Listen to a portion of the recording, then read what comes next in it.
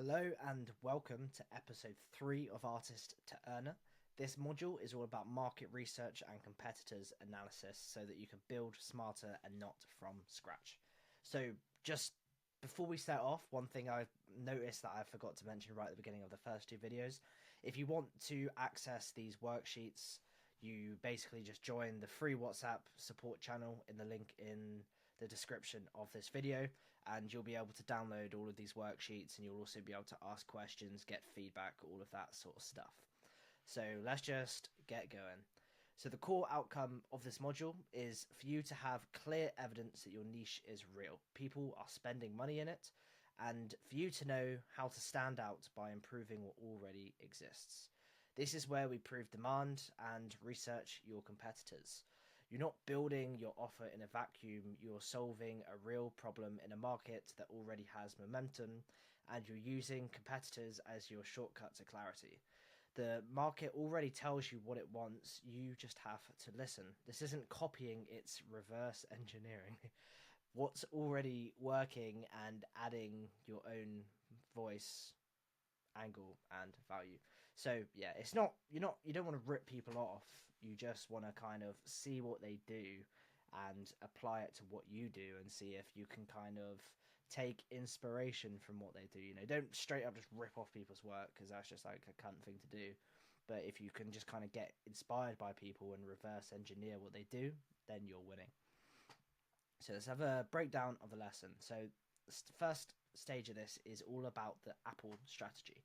You want to be the best, not necessarily the first. You're not trying to reinvent the wheel, as I mentioned in the last episode. You're just trying to be extremely good at what you do. You don't need to invent a new category. You need to be better at serving an existing one. Most great businesses are upgrades and not inventions, and competitors prove people are buying. They are not threats, they are validation. And you can learn a lot by working with, collaborating with, or buying from your competitors, because then you get a really solid understanding of what they do. So, for example, I'm an educator. So for me, buying into courses, not only do I learn what's in the course, but I also learn how the course is delivered, and everything else in between. So it's just immensely valuable for me. So how would you find your competitors? Well, you want to look on things like YouTube, Google, Instagram, Reddit, Discord, TikTok. Look at other creators, coaches, educators, engineers, or service providers in your niche. Analyze their offer, pricing, content, reviews, community comments. And if no one's doing anything similar, it's not always a blue ocean. It might just mean there's no demand. So a blue ocean is essentially doing something that no one else has done, and there is demand for it, but the gap just hasn't been filled. Whereas a red ocean is like a market that is extremely competitive, and there's a lot of saturation within that, and you just kind of want to balance between the two. So if you think that you've got like a eureka moment where the the market that you're selling within is a blue ocean, that could be amazing, because for me, I don't really think that anyone in the industry is kind of doing this, so it is kind of a blue ocean.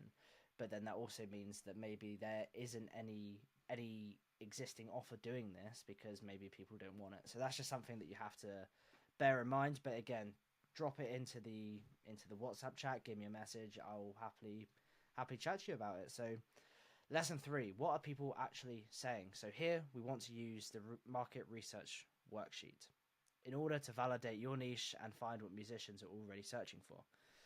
So this step is about getting out of your head and into the real music world. What are artists, producers, DJs, or managers actually struggling with? What's missing? What are people paying for? And this is where you find all of this out. So what do people in your niche learn?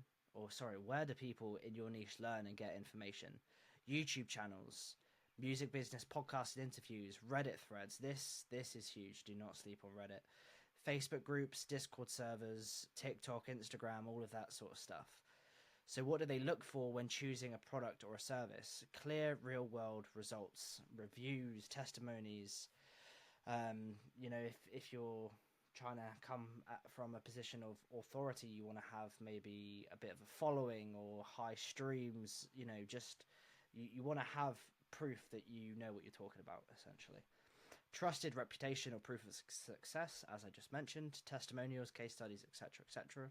Affordable or flexible prices, especially for maybe early stage artists. I wouldn't say to completely price yourself out of the market and make yourself extremely cheap, because then you're not going to be able to scale and you're not going to be able to sort of put as much effort into what you're doing as you'd like, because you're not charging what it's worth. I'd say really think about what your service is and how much it's worth, because you don't want to just try and get sales by being the cheapest, because then people view you as being less quality. You know, think about, I don't really know a specific example, but if you were buying something that you really intended to get a lot of value out of, you would sort of invest money into it, wouldn't you? You wouldn't just go for the cheapest option, because if you're purely going for value, the cheapest option is not necessarily going to be the most valuable. So what I'm saying is, don't be afraid to actually charge decent prices for things, but also just kind of get a gauge for what people are charging within your niche and what you can kind of get away with. So also, say for an educator, is people want personal guidance or mentorship over just courses. Again, this is something that I offer, and easy to follow steps without overwhelming jargon. So what I really realized when working with kind of musicians is there's all of this like business lingo, and then I'm just kind of spouting all of these words, but they just kind of have no idea what I actually mean. So just make sure that the people you're speaking to kind of understand the language that you're speaking in. And I will go over this in a further episode all about messaging, so don't worry too yet, but it's just something to consider. So how much time and money will people invest into your product, service? For me, education. So people typically invest 3 to 10 hours, depending on how serious they are. And their budget range could be between £50 and £500 for a course, or £1,000 plus for coaching for, 3 months or something like that. So it literally just depends. Again, these are all just purely examples.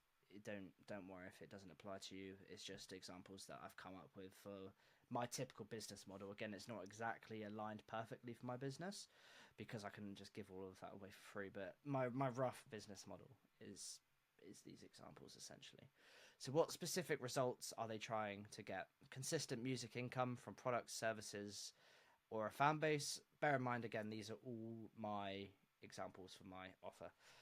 More Spotify streams and Instagram followers, getting booked for gigs or features, building a fan base that actually engages them or with them, and knowing how to sell without feeling cringe. So how will your customers measure success? Monthly income from music or related offers, number of new fans, students, clients, or placements, audience engagement, confidence in their brand, and clarity in focus.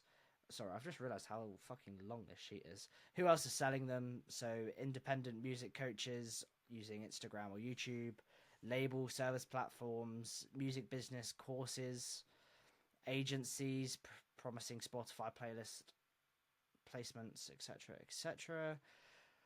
What is your target audience afraid of? So my target audience is afraid of wasting years with no traction, as well as never turning music into a real career, and getting scammed or sold false dreams, feeling like they're not good enough, or being judged for charging or selling offers.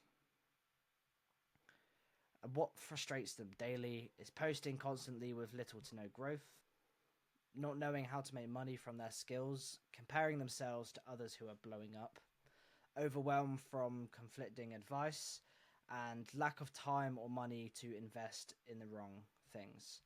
And finally, what is their biggest desire? Ultimately, to turn music and creativity into full-time income without selling out. So here you are essentially researching your competitors and what they do, and then also the customers that you're trying to sell to. So one of the most valuable things that I think that you can do when sort of doing a competitor's analysis is what I like to call review mining. So what are people actually saying? Oh, well, we've gone over this. So essentially, you want to go to YouTube comments, Reddit threads, Trustpilot, or just any kind of, if they have a web page, your competitors, what the reviews are saying, and then kind of copy and paste all of these reviews into ChatGPT to summarize and look for pain points, praise, and patterns. So a sort of competitor for me is Damien Keys's Music Business Academy, and he's got kind of all sorts of reviews and testimonies and kind of like win posts and stuff. So if I were to do this, I would just kind of look at all of these posts and kind of write down roughly what they're saying and then kind of compile it into this document and then get ChatGPT to analyze it. Another solid way of doing it is, say you go into a subreddit of looking for kind of people that have either bought from your competitors or what they kind of want in like a similar offer to what you offer. That's kind of a huge thing as well, like going into like subreddits, Facebook groups, all of that sort of stuff. Even if you have a competitor, look their name up or their product up on Reddit and see what people are saying about it, because you really want to understand what people like and what they don't like, so that obviously you can cater to what they want and so that you can filter out what they don't want. Essentially, that is what market research is. It's figuring out what people want and figuring out what they don't want. The market wants what the market wants, and the best way to do this is to just see what customers are saying about similar services or products to what you offer. So what do people love, what do they complain about, and what's missing, essentially.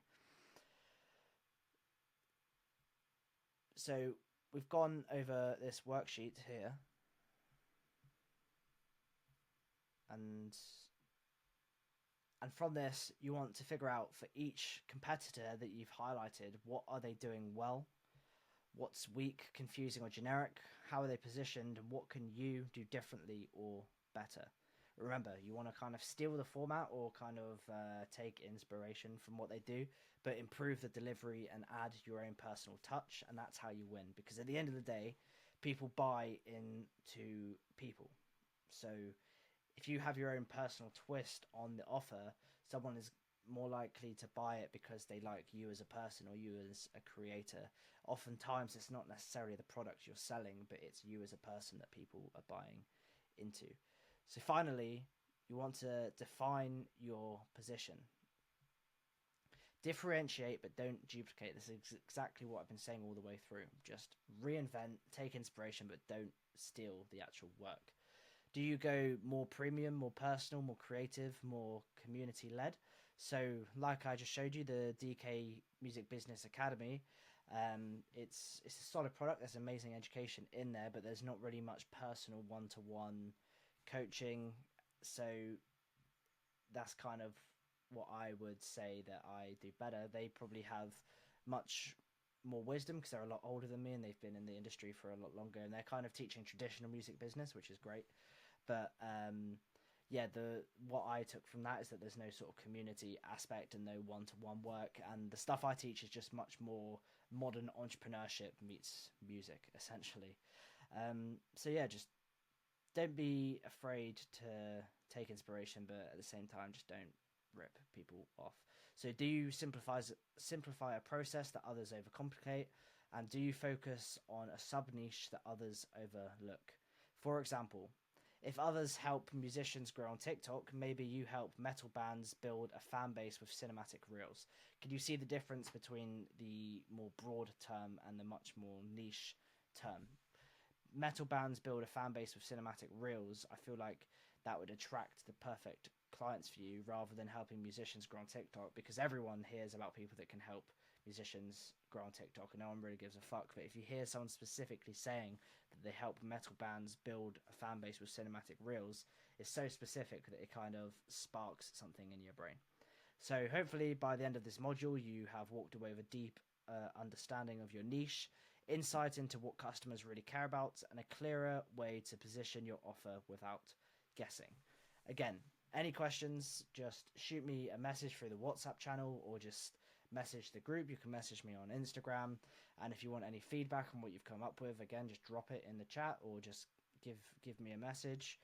And yeah, download the worksheets and the resources and the link in the description of this video, and I will see you in the next one. If you've got any value from this, please like, comment, subscribe, share with a friend, and yeah, really just put effort into this artist to earn a program, because at the end of the day, I'm literally helping you monetize your skills. That's all I want to do. So I'll see you in the next video. Goodbye.